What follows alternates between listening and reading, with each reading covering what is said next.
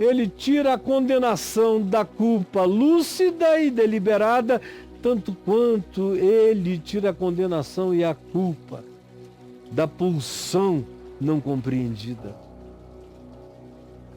Eu sou perdoado e estou perdoado em Cristo daquilo que eu delibero fazer, acerca do que me arrependo, mudo de mente, volto atrás e corrijo o meu caminho, tanto quanto sou perdoado em Cristo das coisas que não foram evocadas por mim, mas que se manifestam contra aquilo que eu aprovo, como expressão amoral e imoral do meu inconsciente, que aqui é chamado de pecado que reside em mim. Agora, pois, já não há mais nenhuma condenação para os que estão em Cristo Jesus, porque Jesus viveu consciente e inconscientemente a vida de um humano sadio. A única mente sadia é a mente de Cristo, para a qual eu sou chamado a absorvê-la e viver nela e andar segundo ele andou, mas eu não conseguirei jamais por mim mesmo, a menos que eu reconheça essa minha esquizofrenia primal, a menos que eu reconheça que a minha não solução foi vivida e solucionada por Jesus, e a menos que eu reconheça que o fato de que ele viveu a saúde humana e a integridade humana e a harmonia humana por inteiro, que ele é o homem dos homens, aquele em quem o Pai tem todo prazer, ele é a melodia do universo, em coerência absoluta, e eu reconheça que ele, sendo isso, levou sobre si o que em mim é insuportável e em você também, e removeu o peso da condenação. Já não há condenação. Eu sou quem eu sou. Não necessariamente eu já melhorei em tudo, mas eu não tenho condenação nenhuma pesando sobre mim. Eu estou absolvido. E a maravilha é essa. É só quando você se sabe totalmente absolvido, sem condenação, tetelestai, está pago, está consumado, não tem mais culpa. O escrito de dívida que havia contra nós e que constava de mandamentos quebrados o tempo todo, tudo isso foi removido inteiramente, encravado na cruz. E todo o processo acusatório foi rasgado, de modo que sem condenação, sem a culpa da condenação, as pulsões incontroláveis do meu ser começam a diminuir. E o poder lúcido do meu consciente, que escolhe todo dia a lei da vida, o Evangelho em Cristo, vai apaziguando esse oceano angustioso do meu inconsciente, que é tanto mais angustioso quanto mais culpado seja, quanto mais introjete a culpa sem cura. Mas em Cristo Jesus ele retira a culpa lúcida e a culpa inconsciente, perdoa o ser consciente arrependido e perdoa o ente profundo inconsciente que nem se compreende, mas que agora, não importando o que dele ecloda, já eclode perdoado. E quando esse perdão é crido e absorvido, paradoxalmente isso não produz um libertino, não produz um ser entregue à maldade, ao contrário. estranha e paradoxalmente, a escolha consciente do ente perdoado, que se sabe perdoado, completamente, totalmente, definitivamente perdoado, começa a transmitir pacificação para o coração. E toda vez que a manifestação de todas essas explosões acontecem, eu lido com elas não como alguém que sofre eternamente delas, mas eu digo, teus dias já estão contados, porque teu poder já foi liquidado na cruz. Então, eu esqueço. Eu aprendo o que me habita. Eu entro no labirinto de creta do meu ser, olho na cara do bicho e vejo que ele perdeu o chifre, a força e o poder. E que ele vai ficando cada vez mais destituído.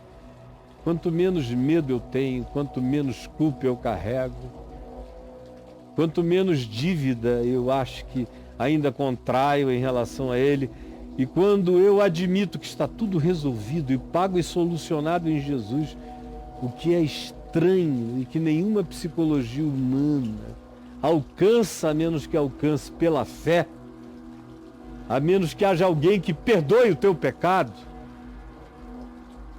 E é o que a psicologia não tem, é alguém que perdoe o teu pecado de cima para baixo, na vertical absoluta, e que traspasse o teu ser até a mais profunda interioridade e declare no Hades do inferno do teu ser, na angústia das tuas prisões, que está tudo consumado, declarado e perdoado.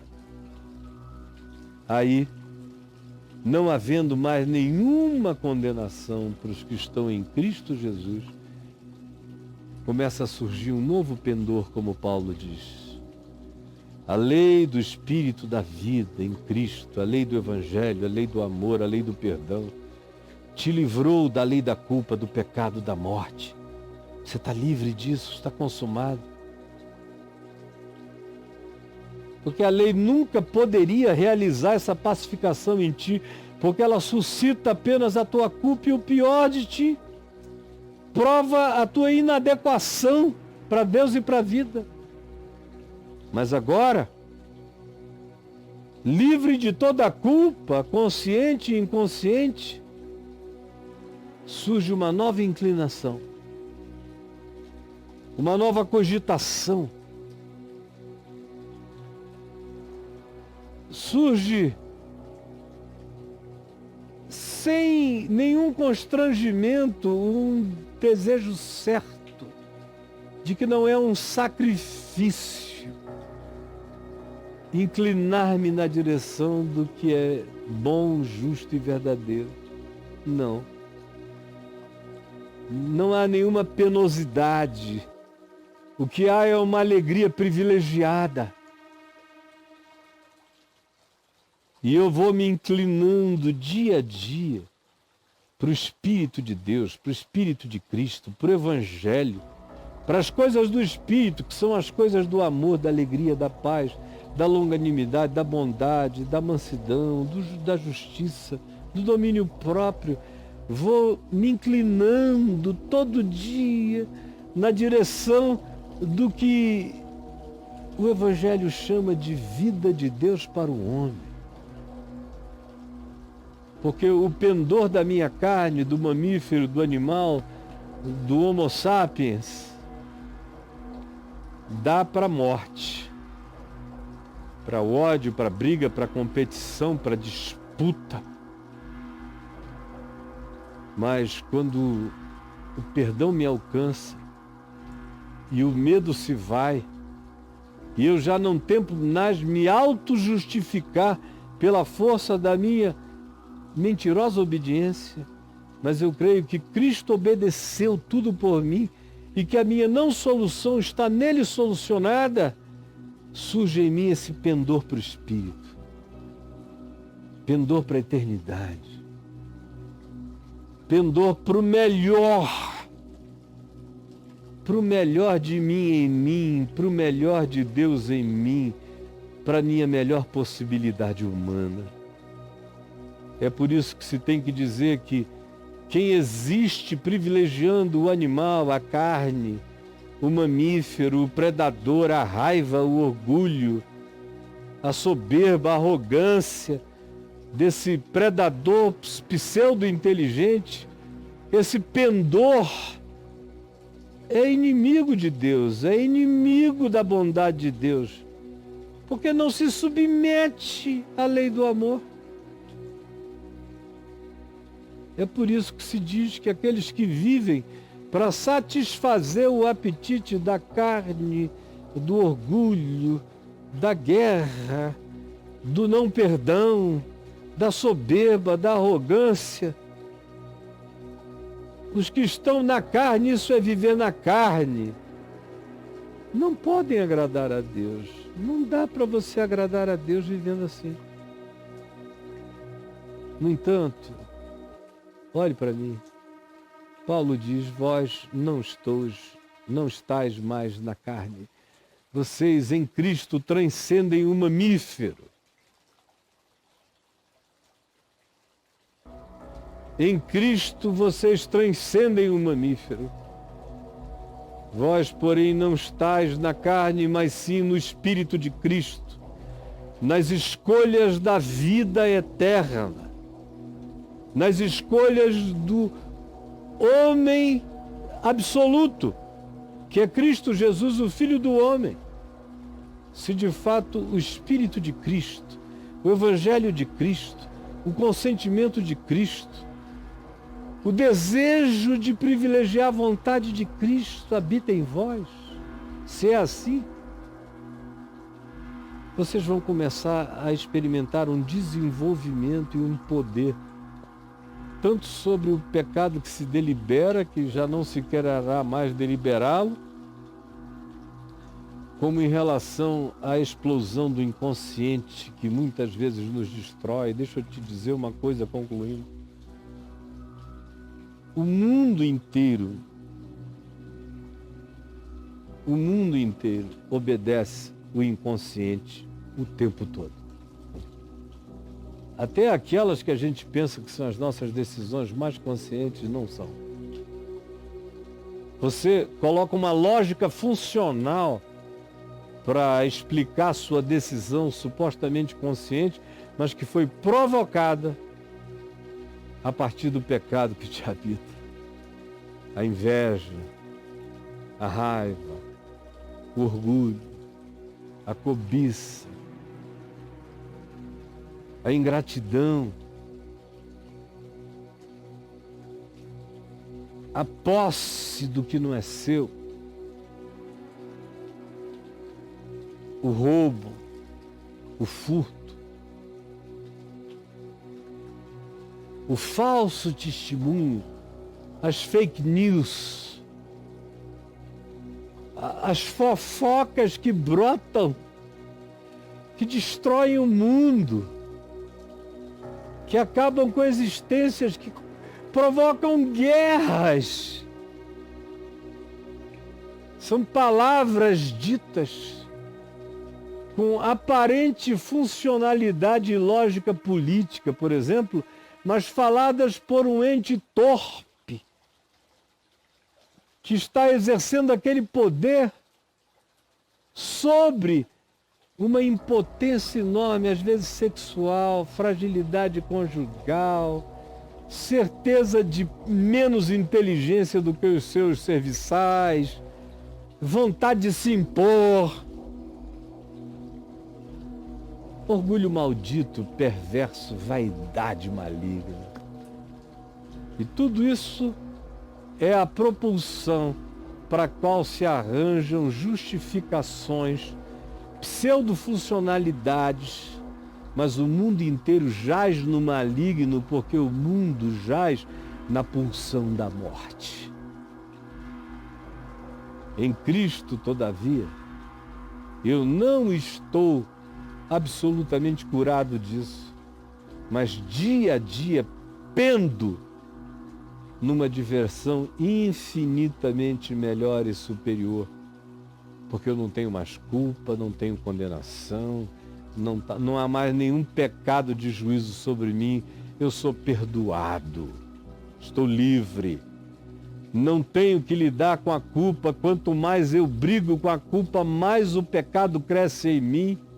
Quanto mais a culpa é abolida, o pecado perde o argumento e a graça de Deus se desenvolve em mim, provocando um pendor para a vida e que vai crescer, crescer, crescer, crescer, até o dia em que eu tome posse definitiva da minha vocação.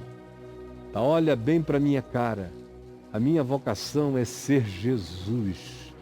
A minha vocação é ser glorificado, cristificado em Deus, eternamente.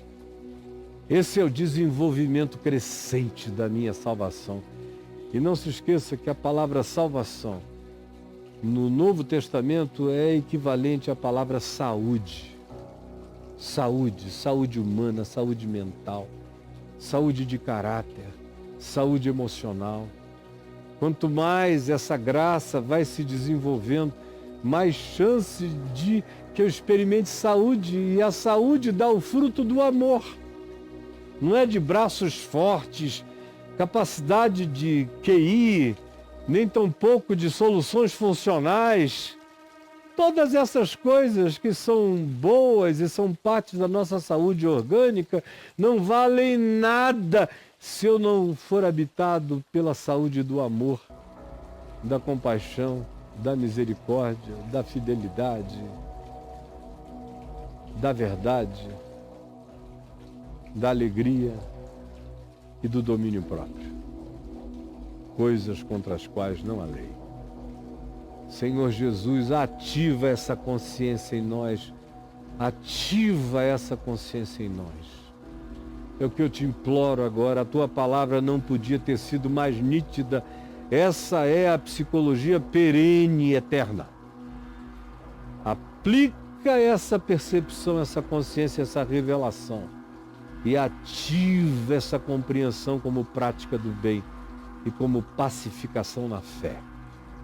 É o que eu te peço. Em teu nome, Jesus. Amém.